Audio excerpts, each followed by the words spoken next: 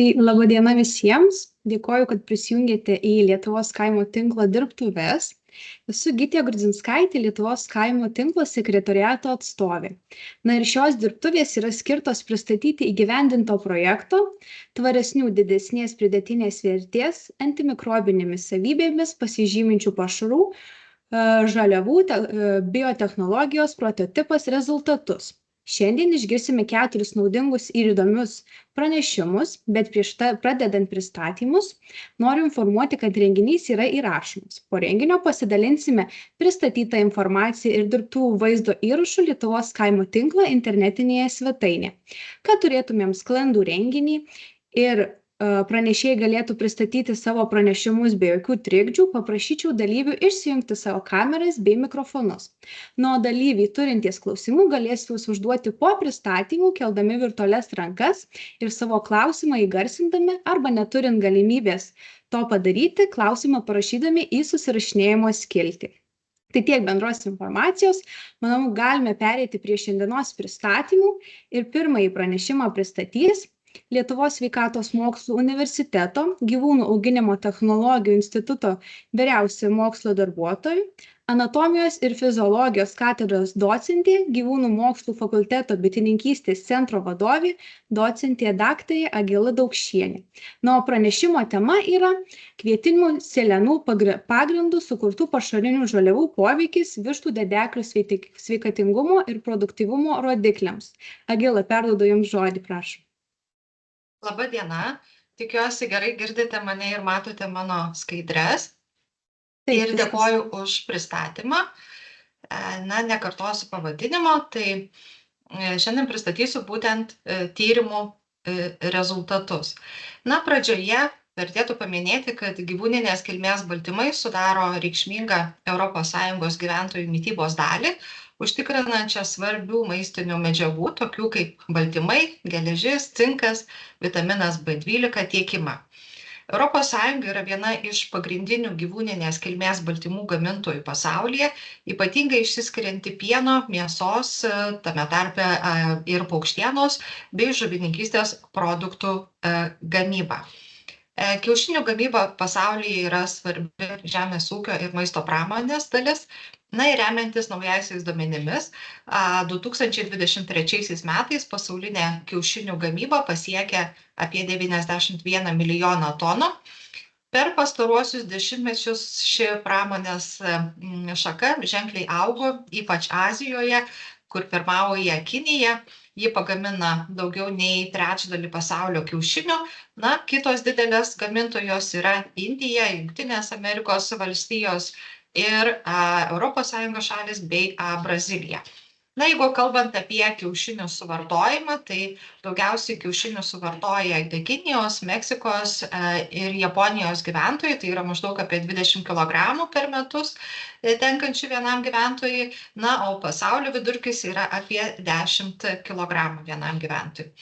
Kiaušinių gamybos būdai įvairiose šalyse skiriasi, nuo intensyvių pramoninių fermų iki smulkių ūkių ir pastaruoju metu vis daugiau dėmesio yra skiriama gyvūnų gerovei, todėl populiarėja ir alternatyvos auginimo būdai, tokie kaip narvuose nelaikomos vištos ar ekologiniai ūkiai.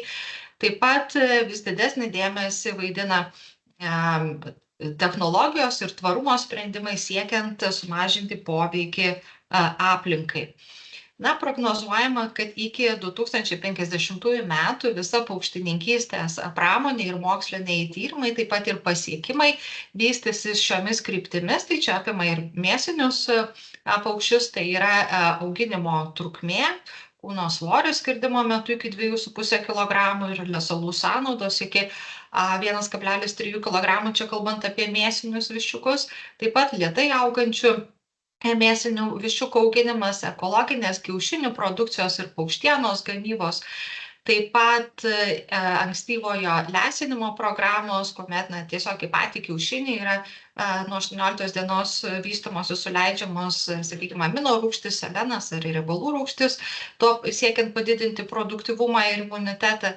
Taip pat padidintos maistinės vertės paukštininkystės produktų gamyba, lesalų maistinių medžiagų virškinamumas, lesalų strategijos pagal auginimo periodus ir paukščių lytį, taip pat lesalų gamybos optimizavimas, tai yra granulių kombinuotųjų pašarų granulių dydžio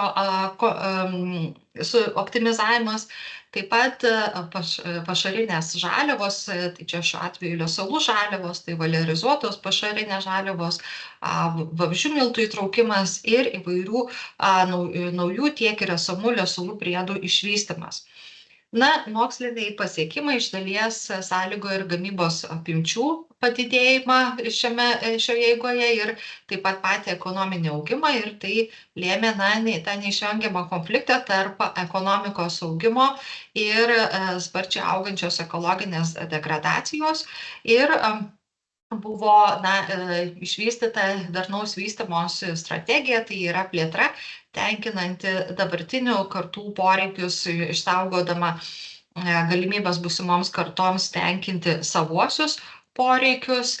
Ir būtent Brundtland pranešime apibrėžė ir ekonominį augimą, socialinį teisingumą ir aplinkos pusiausvyrą, tai yra tuos kaip esminius taškus.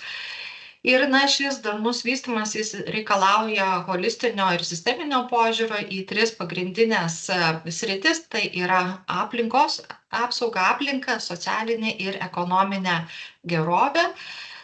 Ir įsisukus šiems 3 persiklojančiams darnaus vystymosi strategijų centrams, greičiausiai ir paukščių produktyvumo, sakykime, ir pačios mitybos specialistai ir mokslininkai turės permastyti tiek ir kokias, sakykime, pašarinės žaliavas, lesalų žaliavas ir lesalų priedus naudosime ateityje paukščių mityboje, ir tai ganėtinai ir artimoje ateityje. Ir pagrindinės žaliavos naudojamos Europoje lesalų gamyboje apima kviečius, kukurūzus, miežius, rugius, kvietrugius. Ir jei ankstesniais dešimtmečiais parenkant lesalų žaliavas pašarų gamybai buvo ieškoma aukso vidurio tarp pašarinių žaliavų maistingumo ir ekonominės naudos, tai yra kuo pigesnė ir kuo maistingesnė pašarinė žaliava, tai jau šiuo laikotarpiu anglies pėdsakas tampa vienu iš svarbiausių aspektų taip pat ir lesalų gamyboje. Taigi paukštininkystėje dažnai galbūt per siaurai žvelgiama yra aplinkos tvarumą, koncentruojantis į ribotus išteklius ir galbūt daugiausiai paukščių mėšlo poveikį aplinkai, bet aplinkos tvarumas yra holistiškas požiūris į tiek ir paukščių, tiek ir aplinkos gerovę, ir tai apima ir tą pačią, sakykime, klimato kaitą, vandens tiekimą ir biologinę įvairovę, kas ir atliepia į darnaus vystymosi tose taškus.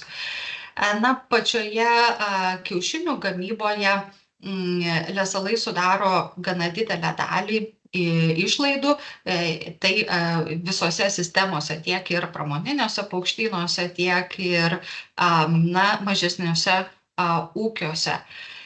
Ir dėl optimalios apykaitos energijos kviečiai labai dažnai yra įtraukiami į dėsliųjų vištų kombinuotusius pašarus. Čia, kaip ir matome, lentelėje pateikti būtent duomenys ir ypač Europos Sąjungoje. Remiantis Jungtinių tautų maisto ir žemės ūkio organizacijos duomenimis, 2023 metais pasaulinė grūdų produkcija siekia apie 2,8 milijardų tonų ir kviečių gamyboje pagrindiniai gamintojai tai buvo Kinija, Europos Sąjunga ir Indija praeitais metais. Taigi kviečiai yra vieni iš svarbiausių grūdinių kultūrų rūšių naudojamų žmonių mitybai tiek Europoje, tiek ir Šiaurės Amerikoje ir kitose pasaulio dalyse, bei pagrindinė sudedamoji dalis daugelyje pagrindinių maisto produktų, tokių kaip duona, makaronai ir kiti kepiniai.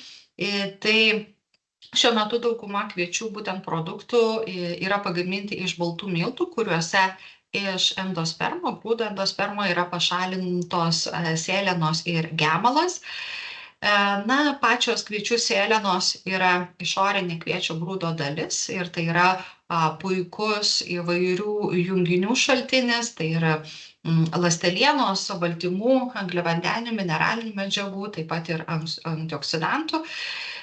Na ir tačiau gerai yra žinoma, kad padidėjęs ląstelienos kiekis lesaluose neigiamai koreliuoja su paukščių lesalų įsisavinimu ir tai daro gana prastą įtaką produktyvumo rezultatams. Todėl tiesiogiai pačių kviečių selenų naudojimas paukščių lesaluose yra ribojamas. Na, o grūdų pramonės šalutiniai produktai dažnu atveju tampa tiesiog atliekomis, galbūt geriausiu atveju yra panaudojami kaip trąšos. Na ir kaip matome šioje diagramoje, šiame paveiksle, išnaudojus javų auginimo genetinius išteklius, potencialą, ateina vėliau ir eilė naujiems sprendiniams, tai yra biotechnologiniams procesams, čia dešinėje vaizduoti būtent procesai.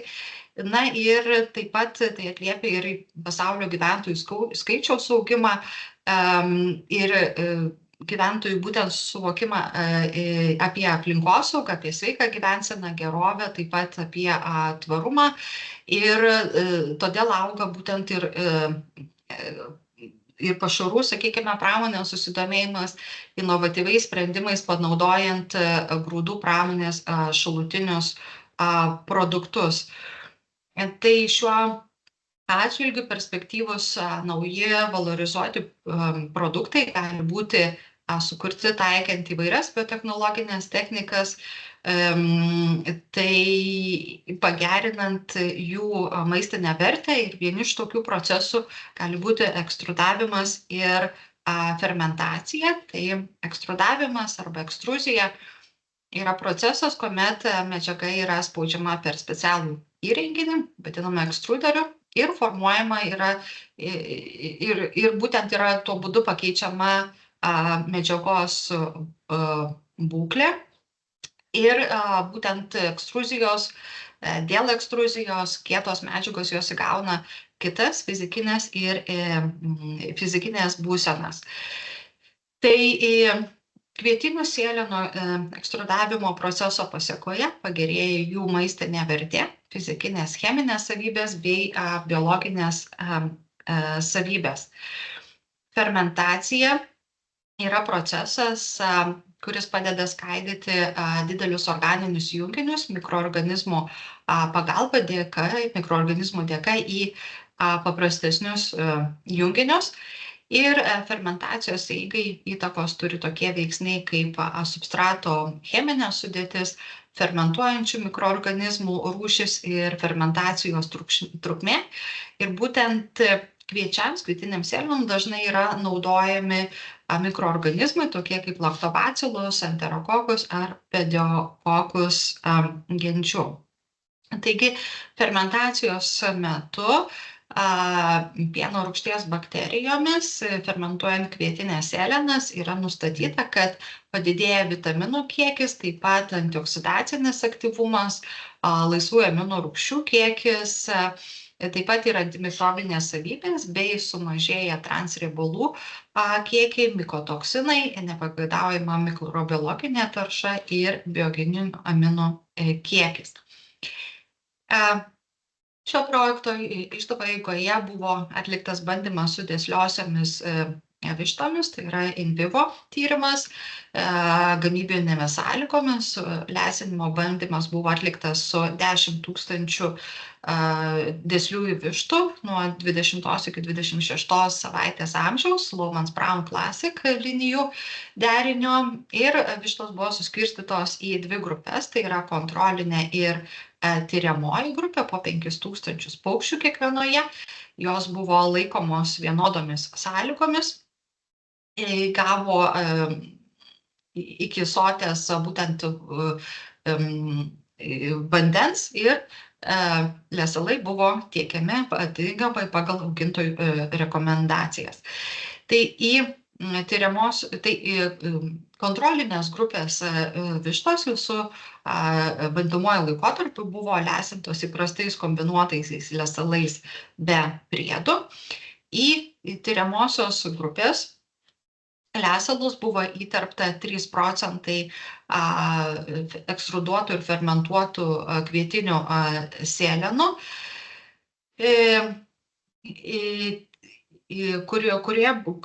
kurios buvo būtent čia ekstrudavimo ir fermentavimo pateikta būtent sąlygos šioje skaidrėje.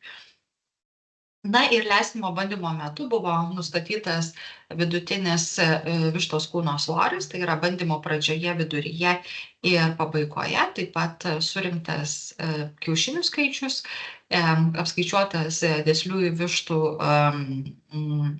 dėslumas, gaištamumas, taip pat lesalų sąnaudos 1 kilogramui kiaušinių masės pagaminti. Taip pat buvo nustatyti kiekvienos grupės kiaušinių kokybiniai rodikliai, tai ir kiaušinio svoris, baltymo aukštis, Hafo vienetas, kiaušinių trynio spalva ir spalvų koordinatės, taip pat riebalų rūgščių kiekis ir kiaušinių juslinės savybės. Tyrimo rezultatai parodė, kad bandymo viduryje tyriamosios grupės vištų kūno svoris buvo 4,2% mažesnis palyginti su kontrolinė grupe, tačiau bandymo pabaigoje kūno svoris buvo 2% didesnis tyriamoje grupėje palyginti su kontrolinė grupe.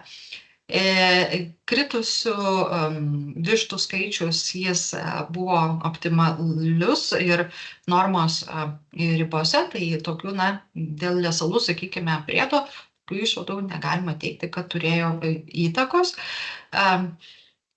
Per visą bandymo laikotarpį dėl valorizuotų kvietinių sėlenų vištų lesaluose įtakos vištų dėslumas buvo didesnis 0,6%, tuo tarpu lesalų sąnaudos 1 kilogramui kiaušinių masės pagaminti buvo 1,6% mažesnis tyriamoje grupėje palyginti su kontrolinė grupė. Per visą bandymo laikotarpį vidutinis kiaušinio svoris buvo 0,3% mažesnis, Hafo vienetas 0,8% ir baltymo aukštis 1,5% mažesnis palyginti su kontrolinė grupe.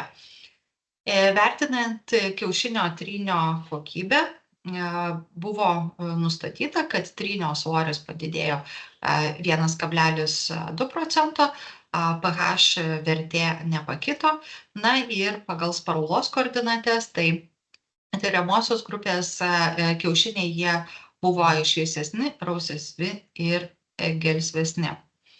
Vertinant kiaušinio lukšto kokybę, buvo nustatyta, kad dėl valorizuotų kvietinių sėlenų įtakos tyriamosios grupės kiaušinio lukšto svoris padidėjo 0,6%, stiprumas lukšto padidėjo 2,3%, tuo tarpu lukšto storis jis nepakito tyriamoje grupėje palyginti su kontrolinė grupė.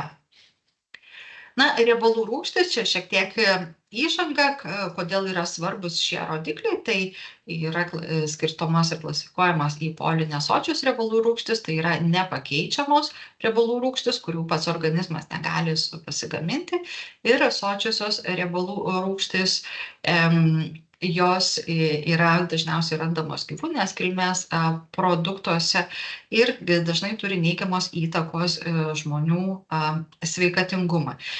Taigi šio tyrimo metu buvo nustatyta, kad dėl ekstruduotų ir fermentuotų kvietinių sėlenų bendras polisočiųjų riebalų rūgščių ir sočiųjų riebalų rūgščių kiekis turėjo tendenciją didėti, o monosočiųjų riebalų rūgščių mažėti tyriamoje grupėje palyginti su kontrolinė grupe. Tačiau šie rezultatai galbūt reikalauja išsamesnių detalesnių tyrimų. Na ir dar vienas rodiklis nustatytas, tai yra kiaušinių juslinės savybės, tai yra priimtinumas vartotojams. Tai tyrimo rezultatai parodė, kad tyriamosios grupės kiaušiniai buvo riebalingesni, pasižymėjo geresniu bendru priimtinumu palyginti su kontrolinė grupe, na, o kiti jusliniai rodikliai tyriamosios grupės kiaušiniai, jie turėjo tendenciją mažėti, palyginti su kontrolinė grupe.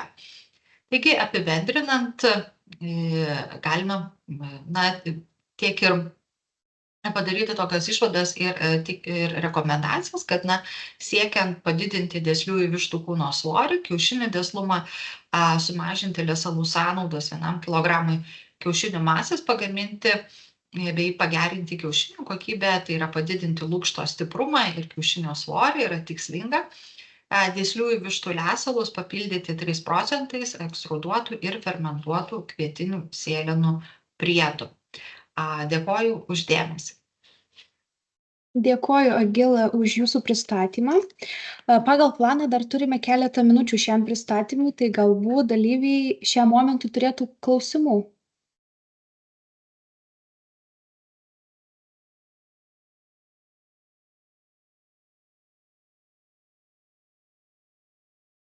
Na, klausimų nematau, tai galime, manau, pereiti prie antrojo pristatymo.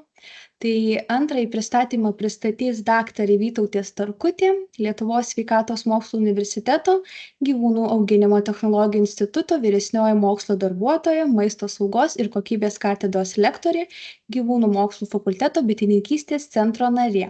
Ir pranešimo tema yra pieno pramonės šalutinių produktų perdirbimo galimybės į prebiotinės, probiotinės, antimikrobinės žaliavas pienininkystės ir kiaulininkystės ūkiams. Prašom, Vytautė. Labą dieną, kraunasi pranešimas, netrukus pradėsiu.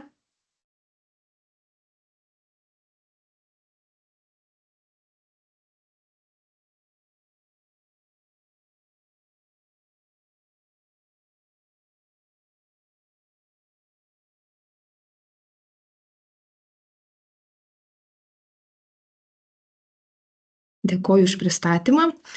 Tai įgyvendinant projekto uždavinius ir tikslą buvo atlikta nemažai tyrimų ir vienas iš jų atlikti biomasės gamybos prototipo demonstravimą gamybinėmis sąlygomis ir šiam tikslui buvo atrinkta 10 skirtingų technologinių mikroorganizmų, tai yra pieno rūgšties bakterijų kultūrų, tokios kaip laktobacillus ir pediokokus padermės gautos iš Lietuvos sveikatos mokslų universiteto mokslininkų grupės pieno rūgšties bakterijų kolekcijos, kurią sudaro šios paveiksle pavaizduotos bakterijų padermės ir kurios buvo išskirtos iš tradicinės lietuviškos duonos raugų paruoštų savaiminės fermentacijos būdu, bei kurios pasižymi geromis antimikrobinėmis, antigrybinėmis savybėmis.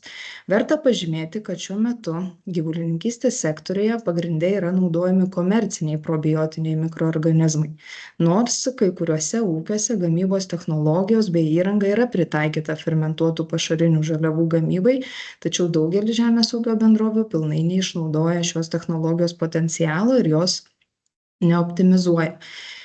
Ir dėl šios priežasties yra gaunami dideli gamybos kaštai.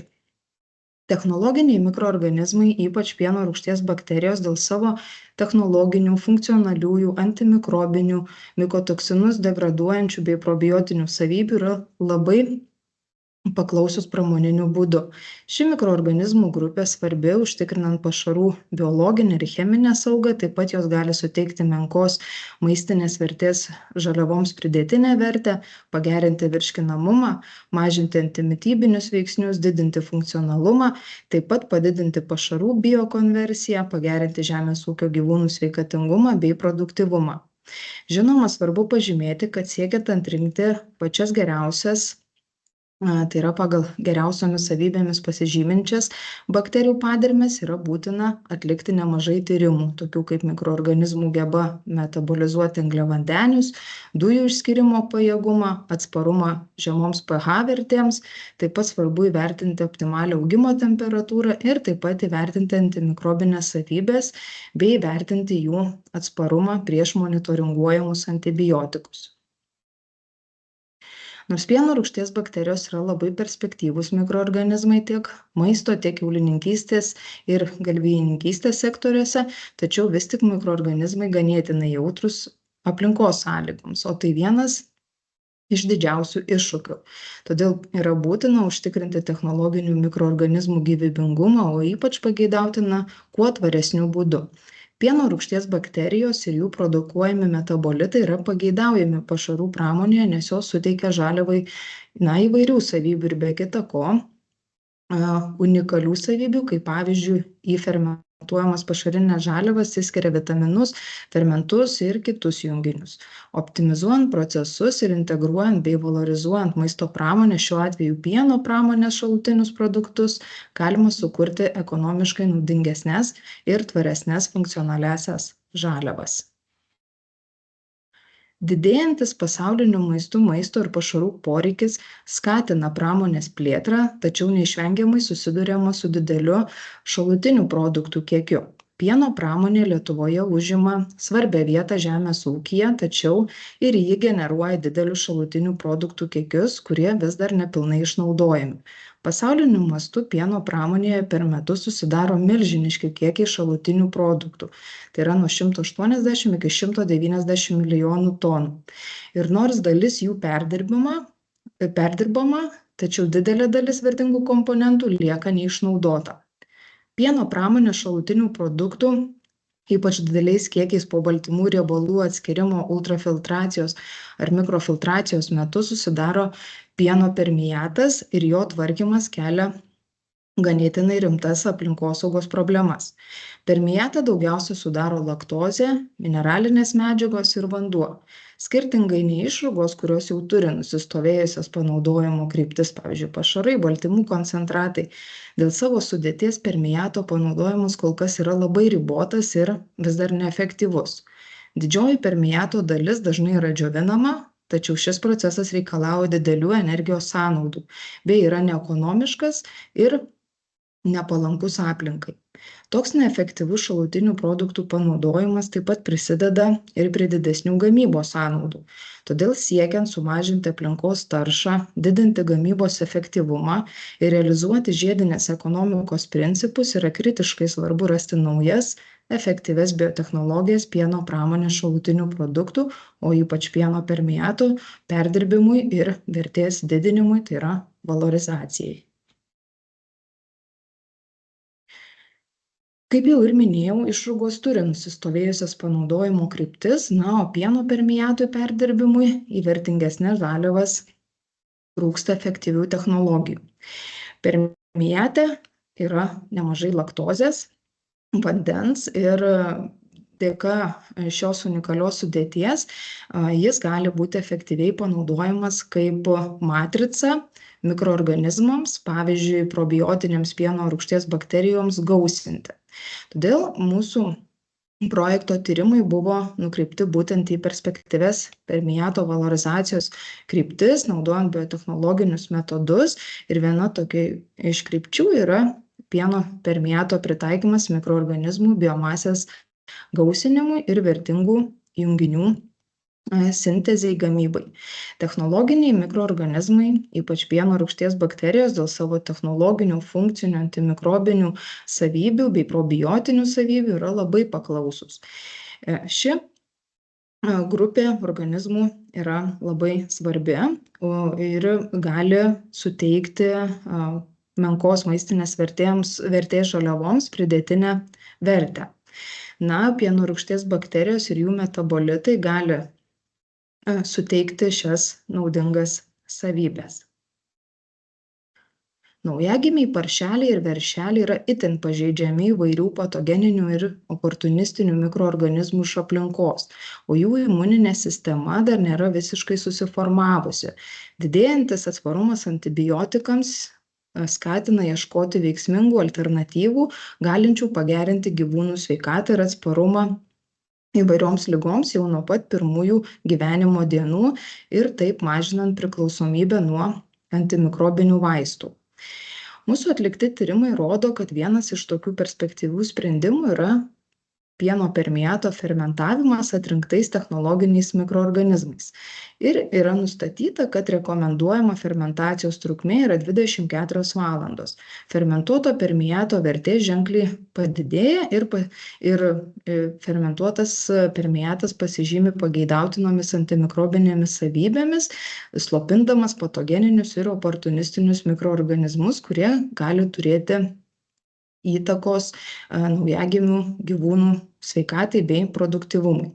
Dėl šių savybių fermentuotas permiatas gali būti vertinga pašarinė žaliava, priedas, ypač skirtas naujagimių paršelių ir veršelių mityboje, nes jis galėtų padėti formuoti ir palaikyti sveiką, tinkamą žarnyno mikrobiotą, o tinkama organizmo mikrobiota tiesiogiai prisideda prie stipresnės jauniklių gyvūnų imuninės sistemos vystymosi, sudarydami natūralų barjerą nuo ligų sukėlėjų ir didindama bendrą atsparumą. Tokia pieno permiato valorizacija gali prisidėti prie pieno pramonės tvarumo ir potencialiai mažinti antibiotikų poreikį. Tai kita iš perspektyvių biotechnologinių krypčių yra pieno permiato sudedamosios dalies laktozės konversija į vertingus funkcionalius junginius, tokius kaip galakto-oligosacharidai.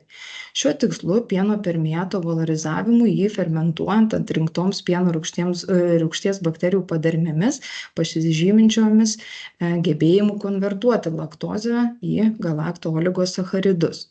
Galakto-oligosacharidai yra žinomi kaip prebiotikai, nevirškinami angliavandeniai, kurie pasiekę storąjį žarnyną gali selektyviai stimuliuoti naudingų žarnyno bakterijų, ypač bifido bakterijų ir laktobacilų augimą. Tokiu būdu jie teigiamai veikia žarnyno mikrobiotos sudėtį ir funkcijas, prisideda prie geresnio virškinimo, maistinių medžiagų įsisavinimo ir stiprina imuninę sistemą. Mūsų atliktų tyrimų metu buvo nustatyta, kad su pediokokus paderme fermentuotame pieno permiate pasiektas efektyviausias laktozės konvertavimas į galakto-oligosacharidus tarp testuotų padarmių, konkrečiai galakto-oligosacharidų koncentracija minėtose mėginiuose pasiekė beveik 27 mg 100 ml. Fermentuotas permiatas taip pat ir pasižymėjo ir patogenus slopinančiomis savybėmis. Fizikiniai, cheminiai ir mikrobiologiniai neapdoroto ir valorizuoto permiato duomenys pateikti šioje lentelėje ir kaip iš gautų rezultatų galime matyti, kad po fermentacijos proceso pieno permiate yra nustatytas nemažas kiekis pieno rūgšties bakterijų. Taigi galima daryti išvadą, jog pieno permiatas yra tinkama matrica mikroorganizmų biomasės gausinimui. Naujagimiai paršeliai ir veršeliai yra itin pažeidžiami įvairių patogeninių ir oportunistinių mikroorganizmų iš aplinkos, o jų imuninė sistema dar nebūna visiškai susiformavusi. Virškinimo trakto infekcijos ir viduriavimas yra pagrindinės naujagimių veršelių ir paršelių sveikatos problemos. Didėjantis atsparumas antibiotikams skatina ieškoti veiksmingų alternatyvų, kurios galėtų pagerinti gyvūnų sveikatą ir atsparumą bei mažinti priklausomybę nuo antimikrobinių vaistų. Dėl minėtų antimikrobinių ir prebiotinių savybių fermentuotas permiatas yra, tiksliau galėtų ar nebūti, vertinga pašarinė žaliava, ypač perspektyvi paršelių ir veršelių mitybai. Svarbu pažymėti, jog žarnyne, jei dominuoja tinkama mikroflora, būna sveikas naujagimis ir vėliau tas atsiliepia, tas sveikatingumas, kai jisai suauga, jis turi stiprų pasyvų imunitetą ir yra pageidautina, kad žarnyne dominuotų laktobacilus ir bifidobakterijų padermės. Na ir tai galėtų paskatinti, duodamas gyvūnams nuo jaunų dienų fermentuotas permiatas, kurio sudėtyje yra nemažas kiekis probiotikų. Daugelyje mokslinių darbų yra publikuota apie teigiamą šių mikroorganizmų poveikį gyvūnų sveikatai. Na ir tokia pieno permiato valorizacija gali prisidėti ir prie pieno pramonės tvarumo, sumažinti atliekų kiekį ir būti potencialia žaliava pieno rūgšties bakterijų biomasės gausinimui.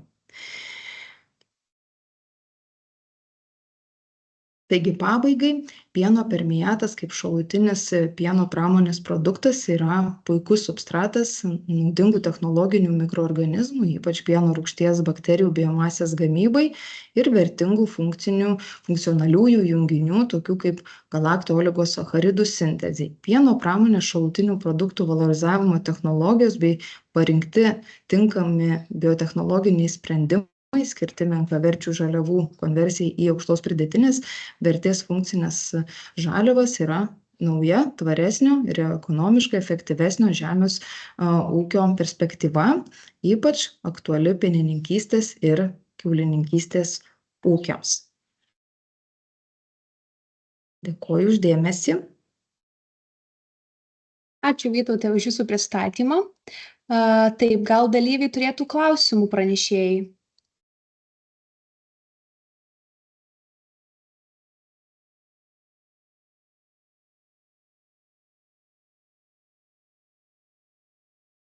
Na, klausimų nematau, tai galim pereiti prie paskutinių pranešimų, kuriuos abudu pristatys Lietuvos sveikatos mokslų universiteto gyvūnų mokslų fakulteto dekanė, gyvūnų auginimo technologijų instituto vadovė, vyriausioji mokslo darbuotoja, maisto saugos ir kokybės katedros profesorė Elena Bartkienė. Prašom, Elena, žodis jums.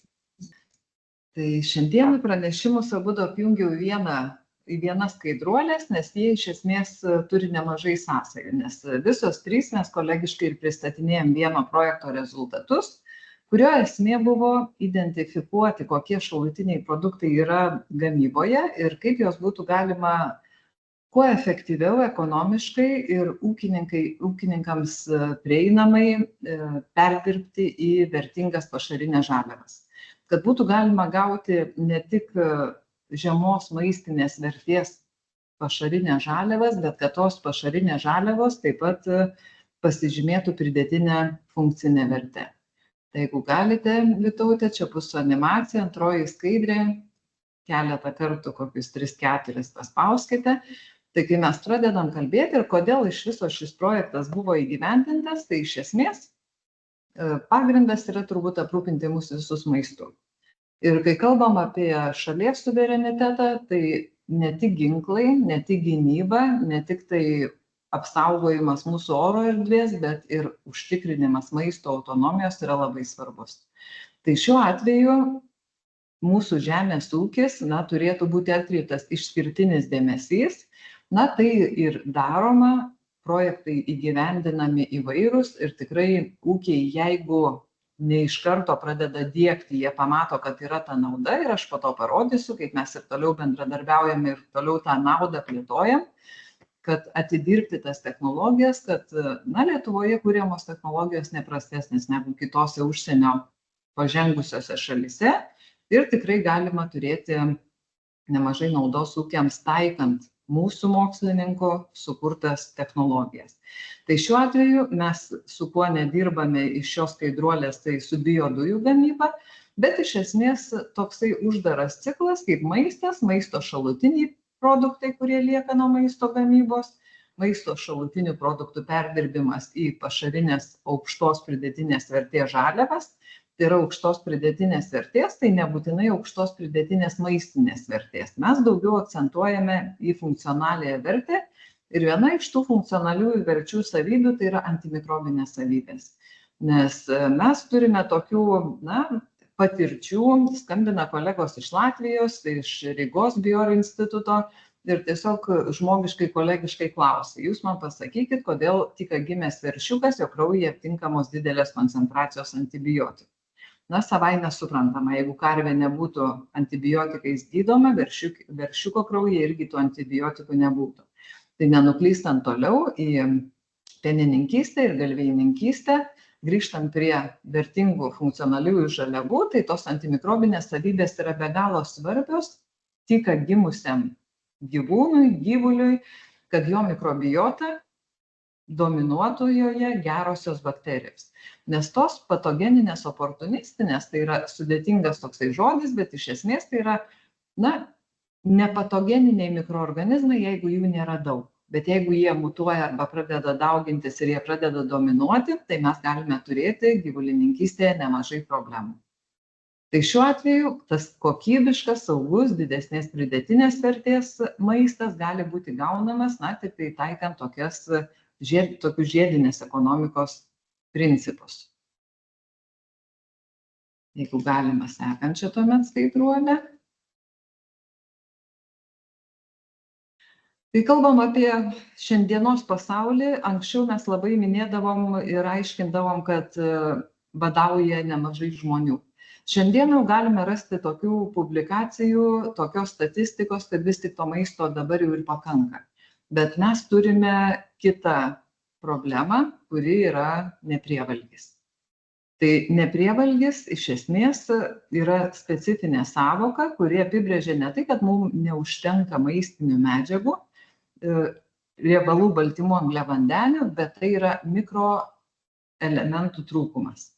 Kodėl kalbame apie gyvulininkystę, šalutinių produktų perdirbimą, paršelių mitybą ir neprievalgį žmonėm?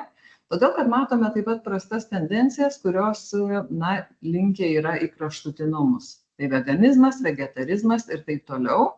Tai iš esmės, kai kalbam apie tvarę ekonomiką, apie tvarų taip pat žemės ūkį, reikėtų paminėti, kad reikėtų šviesti visuomenę, bendruomenę, kad nepultų į kraštutinumus, nes jeigu mes nevartosime gyvūninių produktų, tai turbūt nieko nebus tvaraus, tai jeigu po 30 metų mes susirgsime Parkinsonų, Alzheimerio ar kitomis ligomis. Tai iš esmės reikia labai galvoti ir reikia labai balansuoti ir tuo pačiu aiškinant apie problemas, kurios iškyla su vienos sveikatos koncepcijos aspektu, tai yra su žmonių sveikata, kad tų gyvūninių produktų atsisakyti negalim, bet mes turim užtikrinti, kad jie būtų atitinkamai kokybiški. Kodėl šios problemos vis dar aktualios? Tai yra padidinus maisto gamybos apimtis, neužtikrinam, kad su maistu gausim pakankamą kiekį maistinių medžiagų, užtikrinančių žmogaus organizmo poreikius. Lygiai tas pats yra su gyvūnu. Mes tikrai negalime, kaip prieš tai kolegės minėjo, sėlenas kviečių, kaip pavyzdys, kaip gausų tokį šalutinį produktą, nes negalime vien tik tai sėlenomis šerti gyvulių, nes jie negaus kitų mikro ir makro elementų. Tai pagal mūsų visų turbūt patirtį mes žinome, kad gyvūnų ir žemės ūkio produkcijos gyvūnų mityba yra turbūt geriau subalansuota, negu šiai dienai mes turime žmonių mitybą. Nes yra kalbama apie visas įmanomas amino rūgštis, riebalų rūgštis, mikro makro elementus ir taip toliau. Tai ką mes matome iš esmės ant etikečių kaip vartotojai ir kodėl mes drįstame atsisakyti tų gyvūninių produktų, nes mes matome praktiškai tik energinę vertę. Bet mes dažnai neanalizuojame, galbūt dėl to, kad ne visi yra ir žemės ūkio specialistai, ne visi išmano žaliavų tiek produktų cheminę sudėtį, bet iš esmės baltymai tai yra amino rūgštis, amino rūgščių kompleksai. Amino rūgštis gali būti taip pat metabolizuojamos iki kitų dar mažesnių junginių, tai yra biogeninių aminų. Tai biogeniniai aminai jie atlieka tam tikras fiziologinės funkcijas žinduoliuose, bet iš esmės, jeigu labai yra jų didelis kiekis, tai nei vienas save gerbiantis ūkininkas tikrai neduos gyvuliui tokio fermentuoto pašaro. Tai ypač aktualu ne tik fermentuotų pašarinių žaliavų sudėčiai, bet tai yra aktualu ir silosuojant pašarus. Toliau angliavandeniai. Tai angliavandeniai yra be galo įvairūs ir mes turim greitai įsisavinamus, mes turim kompleksinius. Tai iš esmės visų jų reikia ir gyvūnam savaime suprantame labai svarbu, ypač kai kalbam apie mėsai auginamus gyvūnus, labai svarbu, kad būtų pakankamas kiekis ir greitai įsisavinamo angliavandenių. Kai kalbam apie riebalus, tai yra riebalų rūgštys ir jų kompozicija taip pat yra labai svarbi, na ir labai nuo to priklauso, kaip tas gyvūnas mūsų toliau gyvens, kokia bus jo gerovė ir jinai bus užtikrinama. Na ir visa tai, kaip tai metabolizuosis, tiesiogiai siejasi su ta pačia jau kelis kartus šiandieną minėta gyvūno mikrobiota. Tai kad ją užtikrinti palankę, tokių sprendimų ir imamės, turime tvaresnės technologijas, bet nepadidinti mitybiniai vertei, maistiniai vertei, tai yra riebalam, baltymam, angliavandeniam. Jeigu galite Vytautė sekančią skaidrę, nežinau, kur jūs esat, nes nematau savo pasijungus pranešimą esu. Bet reikėtų kurti tvaresnės technologijas, saugiai ateičiai ir sveikesniai visuomeniai. Ir mes kaip pagrindinę žaliavą, pereinant prie sekančios skaidrės, akcentuojame vis tik tai kvietinės sėlenas. Nes iki tol, kol nepagalvojam, atrodo, tų šalutinių produktų yra įvairiausių, jų yra galbūt netokie dideli kiekiai, bet iš esmės, kai sekančiai skaidriai matysime, grūdas susideda iš įvairių botaninių dalių. Mes kaip vartotojai išlepę ir mes jau nebenorime valgyti sėlenų, todėl duonos gamyboje mes jų nelabai ir naudojam. Nors sėlenos yra labai vertingos, toliau paaiškinsiu, bet iš esmės mes išvalgome tik tai grūdo endospermą, kuriame dominuoja krakmolas ir labai vertingi glitimo baltymai, dėl ko mes taip darome, dėl ko mes eliminuojame sėlenas, gaminant maistą, dėl technologinių savybių ir dėl vartotojo poreikio, kad gaminys būtų didelis, didelio tūrio, kad būtų jo kitumas didelis. Tokių gaminių ir virškinamumas yra geresnis negu kad mažesnio kitumo, jie rekomenduojami senyvo amžiaus žmonių grupėms, taip pat ir vaikams, kuriem, vieni iš jų mažiau įsisavina maistą, kitiem reikia daugiau energijos. Bet pagal Pasaulio sveikatos organizaciją mes tų skaidulinių medžiagų suvalgome mažai. O grūdo paviršinis sluoksnis yra skaidulinės medžiagos, bet skaidulinės medžiagos daugeliu dominuoja netirpios grūduose. Tai yra hemiceliuliozės, ligninas, kutinas ir kitos tokios, kurios priskiriamos prie netirpių skaidulinių medžiagų klasės. Jos daugiausiai virškinamos yra, jeigu galite Vytautė Epidonytę skaidrę dabar parodyti, jos yra virškinamos tiesiojoj žarnoj iš esmės skaidomos ir per didelį kiekį, jeigu mes vartosime tų skaidulinių medžiagų, galime iššaukti taip pat problemų su sveikata. Todėl, kad apkraunama tiesioji žarna iš esmės gali sukelti skaidulinės medžiagos per didelis kiekis eroziją, bet kol mes vartosim turbūt per didelį kiekį, dar daug reikės atlikti šviečiamojo darbo su vartotojais. Kodėl mes į tą duoną nepridedam skaidulinių medžiagų? Akivaizdus pavyzdys skaidruolėje, tai yra, kuo daugiau mes pridedam skaidulinių medžiagų į duoną ir siūlom vartotojams, to duonos kokybė prastėja. Mažėja tūris, jusliškai duona tampa sprangesnė, nes pagrinde, kad duona būtų gerai suvirškinta, mes turime ją gerai sukramtyti, kad apildytume seilėmis, nes mes turime amilazės, tai yra tuos fermentus, kurie virškina krakmolą burnoje iš esmės. Tačiau, kai duona praturtinama yra sėlenomis, skaidulinėmis medžiagomis, labai sugėrimas seilių padidėja. Žmogui yra prastai su tokios duonos nuryjimu, jinai tampa sprangi ir vartotojas, kad ir kaip mes jam įrodinėtume, kad tokia duona yra funkcionalesnė, jisai jos tiesiog nesirinks. Tai technologijos mūsų pasiūlytos buvo iš pradžių gyvūnų mitybai, kad skaidulinės medžiagas mes galėtume apdoroti taip, kad jos būtų jusliškai priimtinos gyvūnui ir kad jos pasižymėtų papildomom funkcionaliosiom savybėm. Tačiau yra ir kita medalio pusė. Kai kalbam apie skaidulinės medžiagas, mes kalbam apie vertingas medžiagas, sėlenas, tai apie skaidulinės medžiagas kalbam, apie juose esančius prisijungusius asocijuotus junginius fitoestrogenus, kurie taip pat žinduoliam turi palankią įtaką sveikatai. Tačiau mes turime nepamiršti kalbėti ir apie taršą. šitų žaliavų, nes vis tik tai grūdo paviršinis sluoksnis, jisai yra ganėtinai užterštas. Ir užterštas gali būti, ne tik dulkėmis ar kitais mažiau pavojingais, įvardinkim taip, elementais, bet tarša yra ypatingai pavojinga mikroskopiniais grybais, sekantis skaidrė būtų 11, ir jų metabolitais.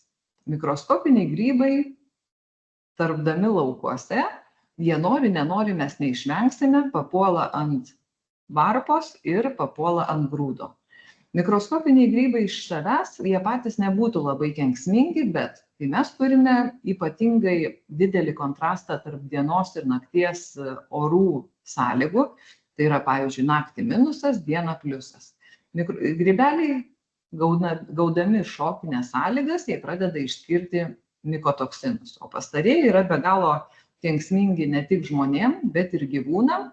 Ir kas yra blogiausia, jų didelė koncentracija gali būti sukaupta viename ar keliose grūduose, kurie papuola į visą bendrą grūdų masę. Jos, aišku, galima atskirti, nes net yra specifinis angliškas terminas scrap, tai tie grūdai būna susiraukšlėję, jie pasižymė mažesnė mase, bet iš esmės, jeigu toks grūdas patenka ar keli grūdai į visą biomasę, jie sumalami ir jie pasiskirsto po visą, ar tai pašarų, ar tai miltų masę. Tai šiuo atveju mikotoksinų geriau išvengti arba taikyti, parinkti tokias technologijas, kurios gali mikotoksinų koncentracijas sumažinti. Tai nėra labai lengva, nes jeigu mes apdorojam termiškai, mikotoksinai yra termostabilus. Tai yra, kaip pavyzdys, daug kas klausia iš vartotojų, ką daryti, pavyzdžiui, jeigu supelijo produktas, apipjaustyt, valgyt ar ne, tai jokių būdų ne, nes mikotoksinai papuola į produktą giliau, jie yra kaip cheminis junginys, o mes pašaliname tik tai pelėsį, tai yra patį mikroskopinį grybelį. Tai šiuo atveju žmogus, jam paskaudės galvą, jisai išgers paracetamolio. Mūsų regione vyraujantis mikotoksinas yra dioksinivalenolis. Tai ko jisai pasižymi, nes skirtingose regionuose vyrauja skirtingi mikotoksinai. Tai pas mus tas dioksinivalenolis, jisai slopina imunitetą. Tai yra, jeigu mes privalgome tokių užterštų grūdų, mes sergame, tai gripas, tai peršalimas ir mes nežinome nuo ko. Gali būti, jeigu daug vartojame grūdinių produktų ir jie buvo užteršti mikotoksinais ir būtent dioksinivalenoliu, gali būti, kad mūsų imunitetas nuo to ir susilpnėja.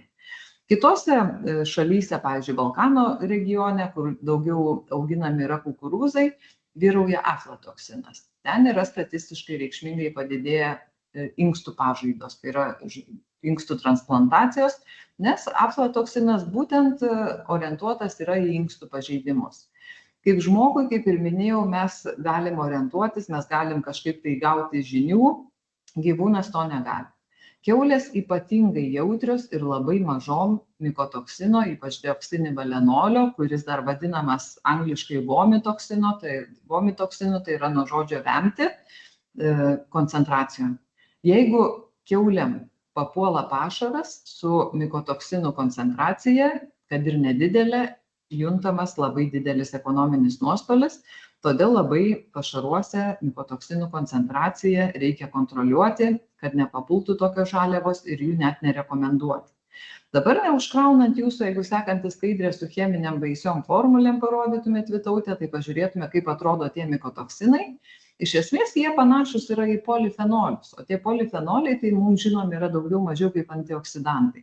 Tai mes su kolegom kartais turime ir ginčių, ir nemažai ginčių, nes vis tik tai tiek pašarus gaminant, tiek maistą, tiek papildus reikia atsižvelgti į etiką, į technologijų, į mokslo etiką, nes gamta jau taip sutverta, jinai labai yra protinga, mums žmonėm dar sudėtinga viską perprasti, kad mes neturime selektyvių ekstrahentų, kad galėtume išekstrahuoti vieną formulę ar vieną tik junginį. Mes išekstrahuojame tokius junginius, kurie pasižymi panašiom cheminiam struktūrom. Tai jeigu sekantį paspaustumėte dar skaidruolę sekančią, tai mes paaiškintume, kodėl mes nenorime ekstrakciją užsiimti ir siūlyti, pavyzdžiui, gyvuliams pašarų priedą, kuris yra dedamas mažom koncentracijom, koncentruota, Todėl, kad mes žinome, kad jeigu mes norėsime išekstrahuoti iš kvietinių sėlenų fitoestrogenus, tai yra kaip fiziologiškai palankius junginius, mes kartu išekstrahuosime iš sėlenų ir mikotoksinus, nes jų formulės yra panašios. Tai šiuo atveju, vengiant sukoncentruoti kartu su geraisiais junginiais ir bloguosius, mes siūlome technologijas, kurios įgalina perdirbti visą šalutinį produktą, jo neatskiriant, nefrakcionuojant dalimis. Tai jau kaip buvo minėta, mūsų mokslo grupė ir šiame projekte mes dirbome su pieno rūgšties bakterijomis, kurios yra išskirtos iš lietuviškos duonos raugų. Nes prieš tai mes turėjome projektą, kur dalyvavo daugiau negu 300 universitetų iš viso pasaulio, iš įvairiausių žemynų, taip pat dalyvavo gamybinės įmonės ir idėja visa buvo to projekto kost veiklos, kad duonos raugas yra biofabrikas, kuris gali būti labai plačiai pritaikomas, ištiriant atitinkamus mikroorganizmus, kurie jau savaime daugeliu atveju nebus žalingi nei gyvūnui, nei žmogui, ir juos panaudoti tam tikrų priedų, papildų, pašarinių žaliavų, kosmetikos ir taip toliau gamybai. Tai mes turime kolekciją, kurią jau jūs matėte, jums rodė daktarė Vytautė.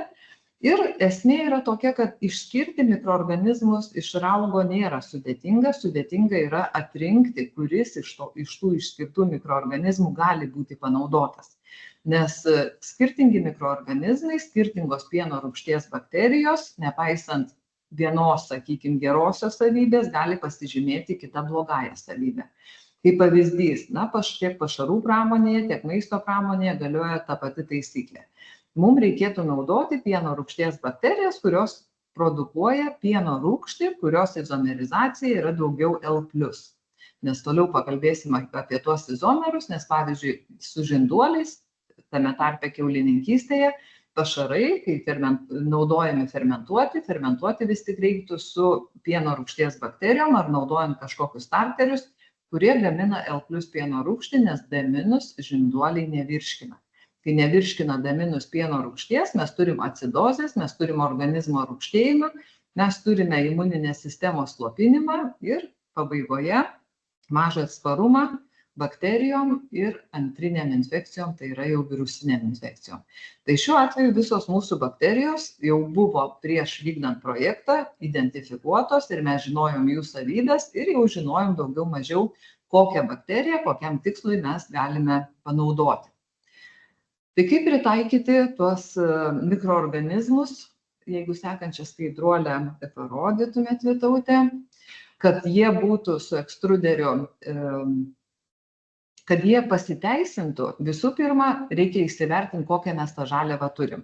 O kai rodžiau, jums ateina iš laukų grūdas, jisai yra užterštas. Jisai turi įvairiausios taršos ir mums matomos ir nematomos. Matoma mes atskiriam separatoriais, tačiau nematoma grybelius įvairius, tiek jų mikotoksinus mes jau negalime atskirti tokiu būdu. Tai visų pirma, prieš įvairiausius biotechnologinius sprendimus, priimamus atitinkamų žaliavų perdirbimui, mes turėtume pagalvoti, kaip tą žaliavą kuo daugiau apdoroti, kad jinai būtų kuo švaresnė. Mes atlikome eksperimentus, draugaujant su ustukių malūnu, kurie turi ekstruzijos galimybės, jie mums pagelbėjo ir mes turėjom tokias sąlygas išbandyti skirtingus ekstruzijos parametrus. Tai pats ekstruzijos procesas, mes žinome jį kaip sausų pusryčių gamybai, kaip pašarų gamybai naudojami, bet prieš tai istoriškai jisai buvo naudojamas karinėje pramonėje plastikų putėjimui.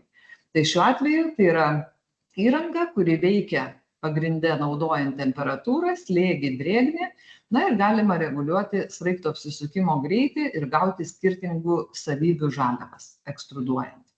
Mums buvo svarbiausia, kad naudojama aukšta temperatūra, bet naudojama aukšta temperatūra trumpą laiką, todėl nespėja pakisti įvairūs sacharidai, jie nespėja sureaguoti su amino rūgštim, nes negaunam toksiškų junginių, bet mes gaunam teigiamą poveikį, tai yra mes galime sumažinti taršą nepageidaujamais mikroorganizmais. Šiuo atveju prieš įnešant startinę kultūrą, prieš fermentaciją kvietinių sėlenų, jos buvo apdorotos ekstruzijos būdu.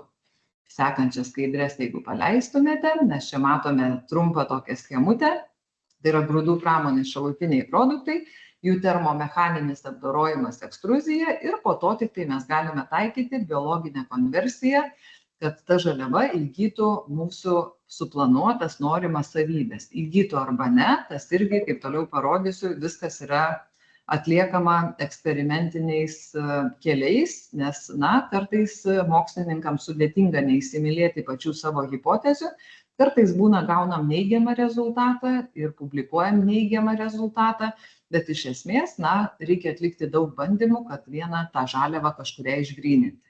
Dabar, jeigu pažiūrėtume sekančią skaidrę su Petri lėkštelėm ir antimikrobiniu aktyvumu, tai mes iš esmės ekstrudavę tą žaliavą jau buvome nusprendę, kad mes rinksime mikroorganizmus iš savo kolekcijos tai žaliavai apdoroti, kad jie pasižymėtų ne iš esmės probiotiniam savybėm, tai yra, ką gyvulys suės, tas pasišalins iš organizmo atlikę savo funkcijas, bet mes rinkome tokias pieno rūgšties bakterijas, kurios pasižymėtų antimikrobinėm savybėm.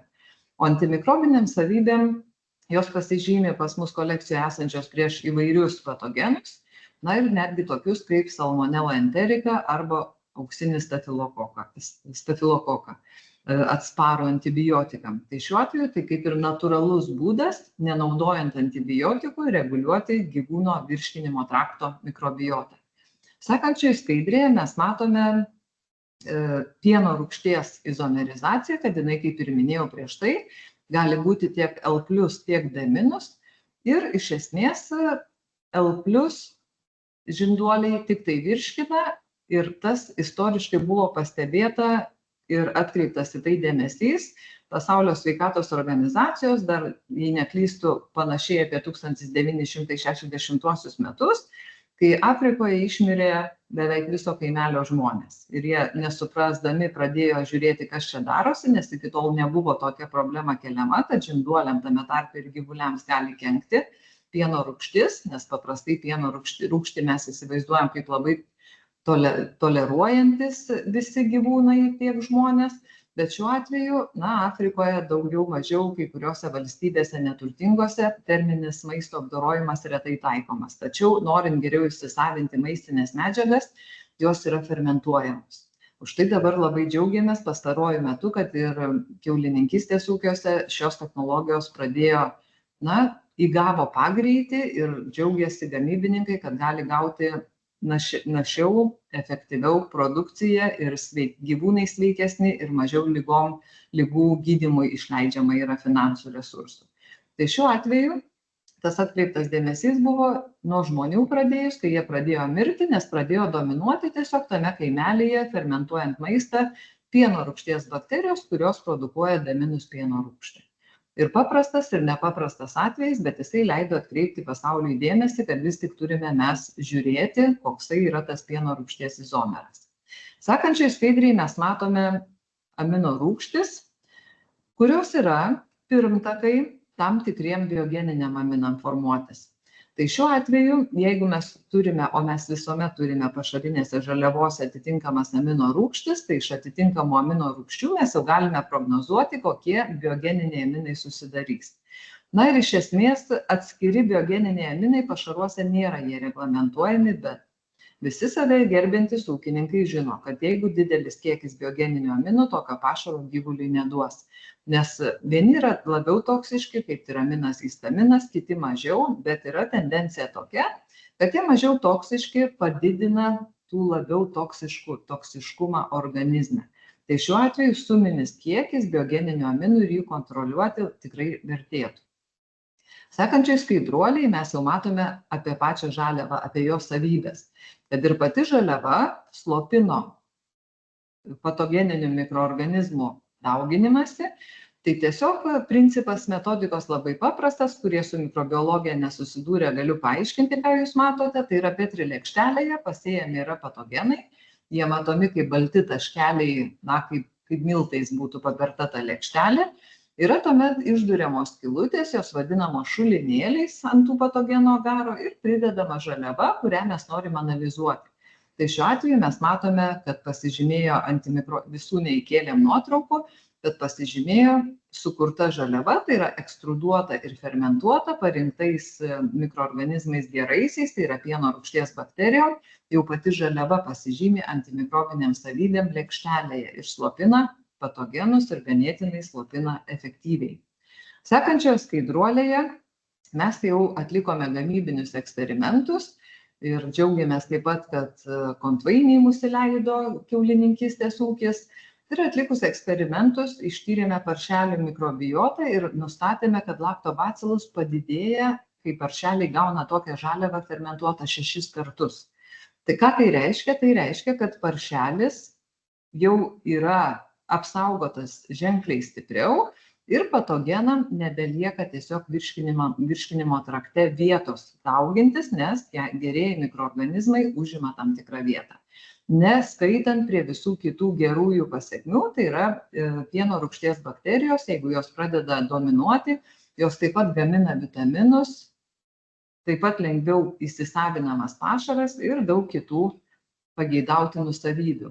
Kitoj skaidruolėje taip pat mes atlikome eksperimentą, nes ypatingai jautru kiaulininkystės ūkyje apie mikotoksinus, kaip paršeliai detoksikuoja fermentuoto ir nefermentuoto pašaro mikotoksinus, nes jų bet kokiu atveju yra, tik normos jų yra nedidelės pagal reglamentavimą. Tai šiuo atveju mes tyrėme ne tik reglamentuotus mikotoksinus, mes tyrėme ženkliai plačiau, nes turėjome projekte tokią galimybę ir štai dėkojame, kad turėjom galimybę į projektą vykdyti. Tai šiuo atveju esmė šio darbo ir išvada iš tos esmės buvo tokia, kad fermentuojant žaliavą pašarinę, mes dalinai jau tą pašarą kaip ir suvirškiname. Tik suvirškiname ne gyvūno organizme, bet suvirškiname su mikroorganizmais atskirais parinktais. Tai dalinai suvirškintas pašaras, jame mikotoksinų truputėlį pamažėja, jie yra degraduojami, tai yra suskaidomi. Tai šiuo atveju tokį pašarą duodant paršeliams, jų fekalijose tokį pašarą suvirškinus, mikotoksinų kai kurių mes net neaptikome. Tai reiškia, kad paršelis pilnai sugeba detoksikuoti mikotoksinų likučius esančius fermentuotame pašare in vivo. Toliau sekančioje skaidruolėje jūs matote eksperimentą labiau kompleksinį, tai mes šėrėme paršelius, ne tik tai ekstruduotomis ir fermentuotomis kvietinėmis sėlenomis, bet ir buvo panaudota cukrinių runkelių išspaudos kaip šalutinis produktas ir palyginome mes tokias 2 pašarinės žaliavas. Ir labai įdomus rezultatai buvo gauti, nes šiuo atveju priesvoris didesnis buvo gautas paršelių, kurie buvo šerti su cukrinių runkelių išspaudomis, bet iš esmės kvietinių sėlenų rezultate fermentuotų ir ekstruduotų mes turime geresnę paršelių mikrobiotą ir vėlesniuose etapuose efektyvesnį augimą. Tai šiuo atveju poveikis yra toks ne vienkartinis, tai yra tiesiog investavimas į perspektyvą toliau kiaulėm augant. Analizuojant toliau kvietinių sėlenų ir cukrinių runkelių išspaudų poveikį paršelių svoriui, matome, kad svoriui, kaip ir minėjau, turėjo įtakos, tai yra didesnis paršelių svoris buvo šertų su cukrinių runkelių išspaudomis. Ir kai kalbame apie pašarų konversiją, grafikėlis iš dešinės pusės, mes matome, kad pašarų konversija abiejų grupių, tiek šertų kvietinėmis sėlenomis, tiek šertų cukrinių runkelių išspaudomis buvo mažesnė. Tai pagal visus atliktus mūsų darbus apibendrinant, identifikavom, kad vis tik ta technologija, kurią pritaikėme ekstruzijos ir fermentacijos kvietinėms sėlenom, įgalina padidinti net ir amino rūgščių koncentraciją pašarinėje žaliavoje. Tai yra labai vertinga, nes vis tik amino rūgštys yra be galo svarbios pašaruose. Taip pat sumažina biogeninio aminų kiekį ir tai yra labai paaiškinama logiškai, nes sumažėja tarša nepageidaujamais mikroorganizmais, o kai kurie patogeniniai oportunistiniai mikroorganizmai prisideda prie biogeninių aminų gamybos. Toliau technologija šita įgalino sumažinti transriebalų kiekį kvietinėse sėlenose, nors iš esmės, kaip įvardinama, sėlenose riebalų kiekis yra labai mažas, tačiau esantys sėlenose riebalai yra labai vertingi. Tai šiuo atveju dar iš tos vertingos žaliavos, kad ir tą mažą riebalų kiekį, mes sugebėjome konvertuoti į funkcionalesnius riebalus, tai yra sumažinant transriebalų kiekį. Taip pat ekstruzijos ir fermentacijos derinys sumažino mikotoksinų koncentraciją ir tai labai aktualu visam gyvulininkystės sektoriui. Ir labai svarbu, kad pasižymėjo ne tik antimikrobinėm, bet ir antigrybinėm savybėm. Sekančioje skaidrėje jūs matote, ką mes pasiūlėme gamybai. Tai yra, kaip gamyba gali įsidiegti ir kaip dabar jau šiuo metu ir įdiegta ir naudojama nepertraukiama fermentuoto pašaro gamybos schema. Tai yra, visų pirma, aišku, reikia technologinių mikroorganizmų ir mes juos atrinkome ir žinome, kokie tinka kiaulininkystės sektoriui, kiaulininkystės pramoniai ir kada paršeliui galima duoti kokią žaliavą, su kokiais mikroorganizmais, su kokiais jų deriniais fermentuoti.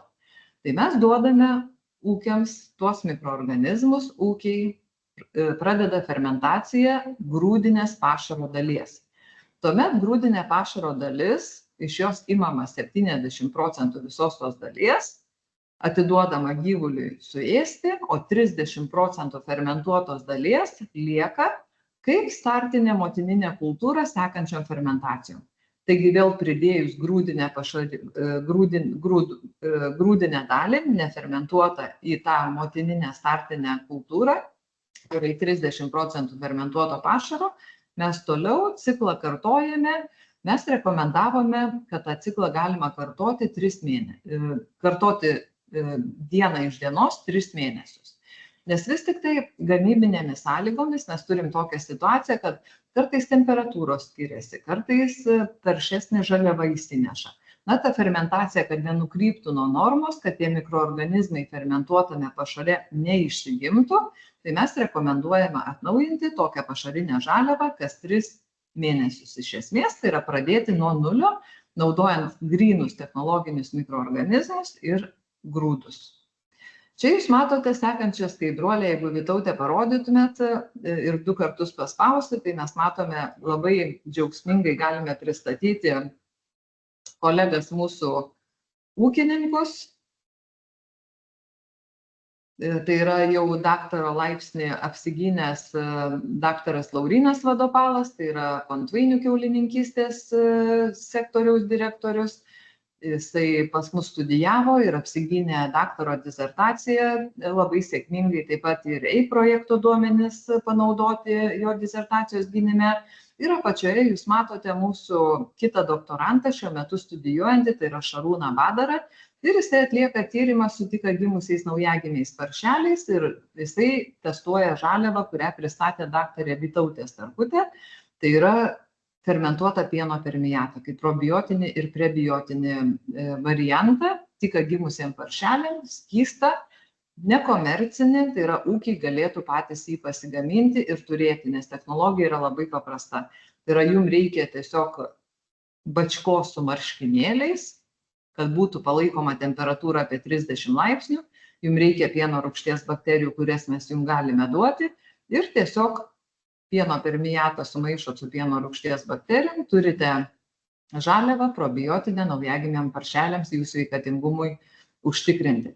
Tai šio projekto pasekoje mes turime ir apgintą disertaciją, ir rezultatus panaudotus ūkyje, ir iki šiol naudojamus, ir toliau darbai tęsiami, nes Šarūnas Badaras studijuoja kaip jau pramoninis doktorantas, tokią gavęs yra Lietuvos mokslo tarybos finansuotą vietą ir tęsia darbus gamyboje, pagrįsdamas jos giliais moksliniais tyrimais toliau kiaulininkystės ūkiuose.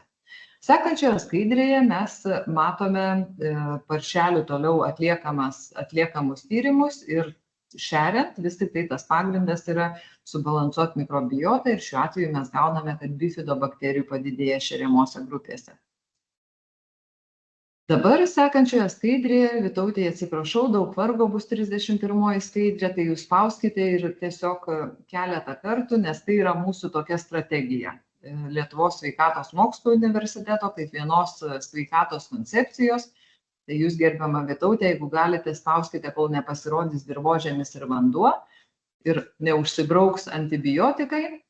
Tai ką mes visą laiką rekomenduojame ir eskaluojame, gamybą tikrai stebuklų mes jokių neparodysime, jeigu jūs neprisižiūrėsite visko. Pradedant nuo genetiniais ištekliais veisimu, kas yra pelningo vis tik verslo pradžia, na ir toliau jau maistinės medžiagos, funkcionaliosios medžiagos, virškinimo trakto mikrobiotos gyvūnų užtikrinimas, tuomet jau žiūrim, kad nebereikia ir antibiotiko, gyvūnai neserga, na ir aišku, labai svarbu, kad tie antibiotikai nepapultų į aplinką. Ir ne tik antibiotikai, tie patys mikotoksinai. Vat mūsų labai sėkmingas šio projekto pavyzdys, kad tokia technologija gali sumažinti mikotoksinų kiekį žaliavoje ir gyvūnų fekalijose jų nelieka. Nes mūsų kolegos iš Rygos Bior instituto, kuris yra maisto saugos, gyvūnų sveikatingumo ir aplinkosaugos institutas, tai yra viską apima kompleksiškai. Mes bendradarbiaujam ir jų atlikti tyrimai labai yra įdomus, jie tyria aplinkui fermas esančius vandenis, esančius teršalus dirvožemyje ir vieni iš tų teršalų yra tie patys mikotoksinai. Tai šiuo atveju, yra mažos molekulės, tai ne tik antibiotikai, svarbus visi metabolizmo produktai, kurie iš fermų papuola į aplinką.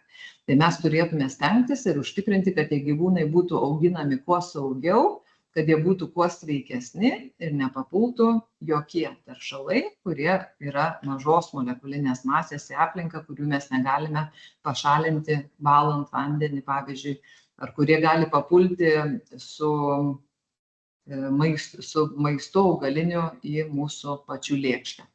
Na ir toliau, aišku, subalansuotos auginimo technologijos, tai mūsų rekomendacijos yra nuo gimimo paršeliam pradėti, integruoti tiek geruosius mikroorganizmus su fermentuotom pašariniam žaliavom, kurios pasižymi tiek probiotiniam, tiek prebiotiniam, tiek antimikrobiniam savybėm. Jeigu sekančią skaidrę jūs, Vytautė, atidarytumėt, tai ta vienos sveikatos koncepcija, užbaigiant, galbūt norėčiau tiesiog parodyti, kad labai įdomiai mums šį kartą gavosi, nes pradėjom tyrimus nuo gyvūnų ir nuo žaliavos, vykdant tai projektą, bet šita pašarinė žaliava, tai yra ekstruduoti ir fermentuoti kvietinių grūdų išoriniai sluoksniai, yra puikia alternatyva pasiūlyti kepykloms, tai yra duonos gamybai, nes tai yra alternatyvus raugas. Iš esmės mes turime žaliavą, kuri apdorota termiškai, aukštoj temperatūroje trumpą laiką. Jos skaidulinės medžiagos tampa netokios aštrios, duonos gamybos metu jos nepraduria burbulėlių, duona yra akyta, šioje pašarinėje žaliavoje, šiuo atveju jau ir maisto žaliavoje, išlieka didelis skaičius pieno rūgšties bakterijų, tai kaip ir būdingam lietuviškos duonos rauge. Na ir kiti mūsų studentai įdomumo dėlei atliko tokius tyrimus ir iškepė duoną, pridedant skaidulinių medžiagų, apdoroto ekstruziją ir fermentaciją ir tikrai gavome puikios kokybės duoną ir saugią duoną. Tai šiuo atveju tokie EIP projekto darbai veda prie tikrai labai kompleksiškų tolimesnių darbų, na ir jų panaudojimo potencialas yra labai platus ir tik tai skatintina toliau vystyti. Tai ačiū labai uždėmesi